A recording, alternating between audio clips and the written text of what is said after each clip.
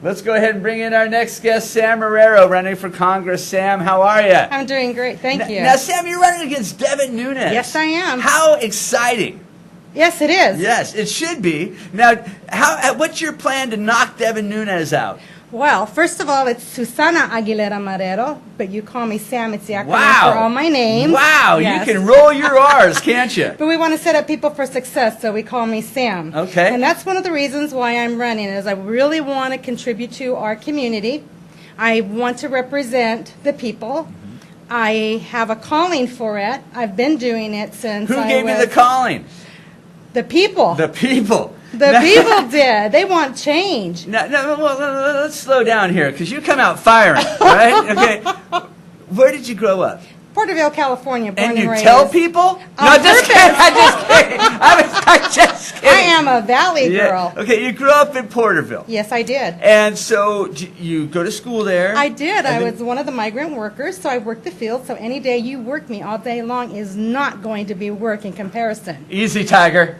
Okay, so anyway, so you grew up in Porterville, and then you go to college. I do. Where at? I go to Porterville College, and then There's a college in Porterville? There is a college. Please there. tell me that they tore down one of the 2 bowling alleys in Porterville to make a college. They have 2 bowling alleys? I only know of one. You grew up there, Sam? Okay, so what makes you want to run for Congress? Have you ran for a political office before? No, just student councils, and I was. You're going from student council to Congress? Well, you know, in between, I did have a career. I worked with the developmentally disabled and helped advocate and lobby for the passage of the American Disability Act. And somewhere in between there, I got involved in coaching cheerleading. And I don't have a daughter, but I do believe in structure. Were you a cheerleader at Porterville High? No, I went to Menachie High, and I was a cheerleader. You were a cheerleader at Menachie High. Just for the people at home, can we get a little cheer? Big G, little O, go, go. And I haven't stopped since then. All right, yeah. All right. Now, what district is it that you're running for? It's Congressional District 22, and it starts in the Strathmore-Lindsay area, goes up through Exeter, gets all of Tulare County, most of Tulare County, and some of Fresno County. So you have Tulare, Visalia, you have Ivanhoe, you have Dinuba, you have Munson and Seville, and Tonyville, and a lot of little towns. I haven't heard of some of these towns. I haven't heard of Munson or Seville. They're little towns, and right now they're having great problems with water to drink, and we're not even a third country, and that concerns me, and that's one of the reasons why I'm just got to step up. Water because they're running out of it, or water because their water quality's poor? Both. Wow. We have some real issues there. They have wells that are going dry, and the access that they do have to water, they can't drink or cook with. They can use it to flush the toilets and to take a shower and to clean, your clothes. But you can't keep your mouth open in the shower. No. Right. And we're not a Okay. third country, Oh, so yeah. it's a great concern. So, how long have you been running for this position? I retired from state service as a captain for corrections, and I did the grand jury. you were a cop. I was. Okay, but in the prisons. Yes, What did all you 33. do? What was your position in there? I started off as an officer at Avenel, went on to Corcoran 1 and Corcoran 2, and then afterwards I was pulled up to Sacramento to work with the Office of the Federal Receiver, the first lawsuit that was at a federal level, and we did assessments at all 33 prisons to find out how their health care was going. It turns out not so good. Then we did an audit tool and audit all 33, and then I was monitoring when I went into CalPERS, and I said, how long before I can retire? They said last month. I said, retire me. Well, let's slow down here. We're going to back up a little bit.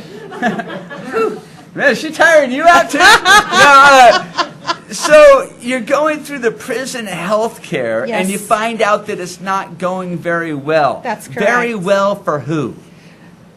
For everyone. For the inmates or for the employees? Or? For the employees. For the health care is actually for the inmates. They're our ward for all intents and purposes, and we have to make sure that they have access to dental care. We have to make sure that they get access to mental health, and we have to make sure that they get access to medical, period. Well, it would kind of be nice if the people on the outside got that. I know. Right, you don't Sam? have to like it, but you got to sell it.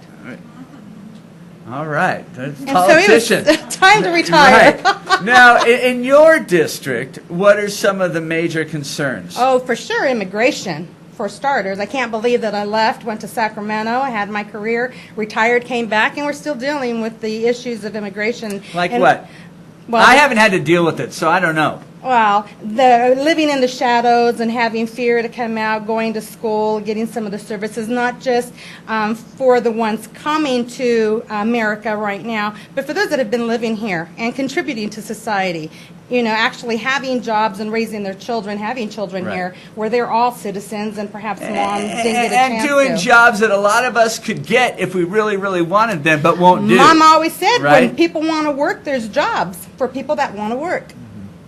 So when you're talking about the problems that the immigrants have, are you talking about giving them work visas so they can Yes. come over here and do the work Yes. that they're doing for us? Yes. Yeah. And get to go home. We have children that I go out into the community, like Munson and Seville, and I paint their faces at their parades or their festivals so that I could talk to them and express to them the importance of reading. And we think, oh, well, reading, you can get e-books on, you know, on the internet and they're free. Well, let's just tell that to the little migrant student who doesn't have a Kindle, right? Doesn't have the internet access. Internet access or a library. The books are real important for them to know that it's important for you to read. Because there truly is going to be the smartest kid in the room that's going to get the best jobs, that gets the best toys. So. Now, as a politician, you realize that you're fighting for people that aren't going to be able to vote for you. Yes and no. Because the ones that aren't able to vote for me, I'm counting on you to get 10 people to vote because our future is our kids. And it's our youth that we need to be concerned about. I talked about cheerleading, and I coached 3 squads for 12 years. Who does that? People who care about their community. I want structured, organized, supervised activities for all our youth to keep them out of crime, to keep them out of gangs. It's important to me to have public safety. It's important for me to have access to care for everybody, not just our inmates that are committing crimes in prison. I understand. Now, how do you plan on going against Devin Nunes?